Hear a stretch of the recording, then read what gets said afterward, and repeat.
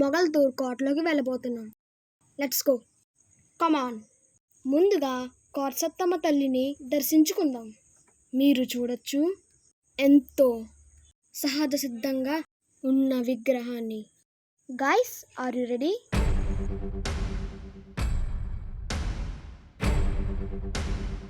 చాలా కాల క్రితం ఈ ప్రాంతం విష్ణుకుండిన రాజులు పరిపాలనలో ఉండేది.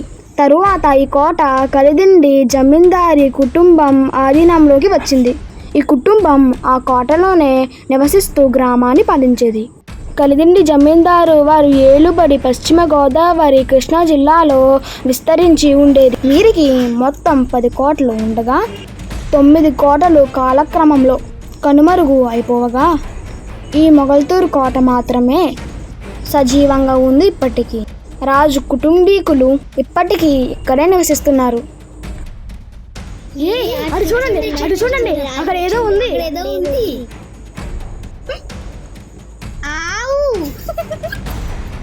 ఇప్పుడు మనం మట్టి కోట ఎక్కబోతున్నాం. జాగ్రత్త, పడిపోతా, జాగ్రత్తగా రా. వస్తానన్నయ్యా.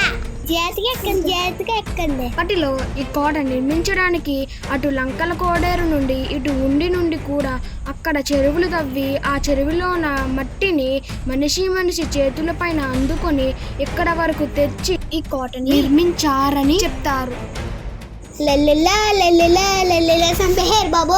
కలిదిండి సంస్థానం వారు అంతర్వేదిలో ఉన్న లక్ష్మీ నరసింహస్వామి ఆలయానికి కూడా అప్పటి నుండి ఇప్పటి వరకు కూడా ధర్మకర్తలుగా ఉన్నారు. అంతర్వేదిలో రథోత్సవం జరిగినా లేదా కళ్యాణోత్సవం జరిగినా ఈ వంశస్థులు వెళ్లాల్సిందే. వీరు రథం పడితే తప్ప రథం కదిలే పరిస్థితి ఉండదు.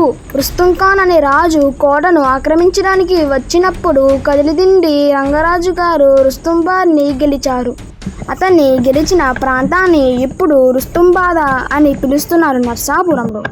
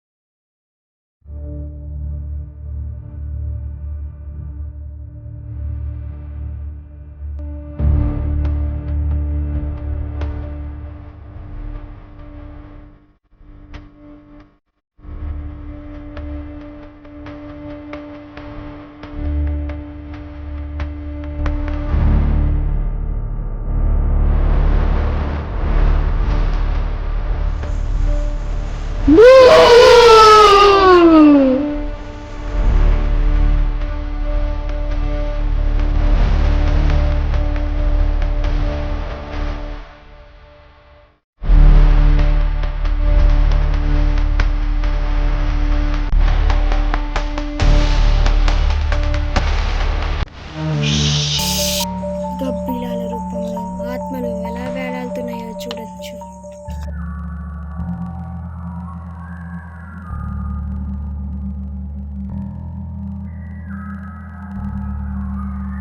ఆనాడు వారు వాడిన కత్తులు, బట్టలు, ఆభరణాలు వంటివి ఇప్పటికీ ఉన్నాయి. ఈ కోట ఎక్కడో లేదు, మొగల్తూరులోనే ఉంది. మొగల్తూరు అంటే తెలుసు కదా మీకు. Megastar Chiranjeevi, rebel star Krishnamraju, young rebel star Prabhas వీరందరి సొంత ఊరు.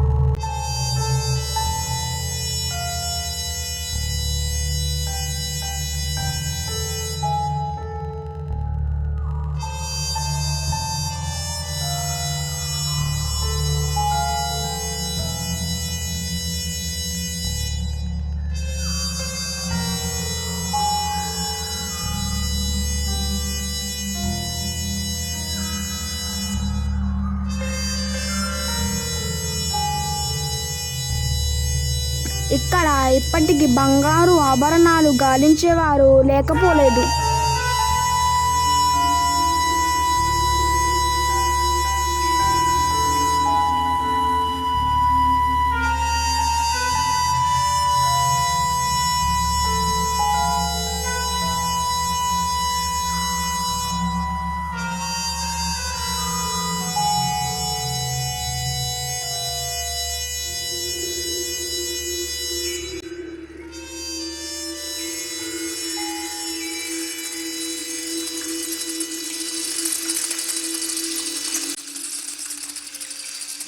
ఈ లక్కమేడను ముఖ్య రాజదర్బార్గా ఉపయోగించేవారు.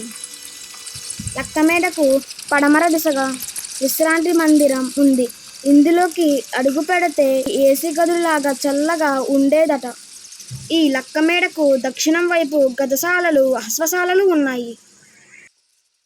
గజ అంటే ఏనుగు, అశ్వం అంటే గుర్రం.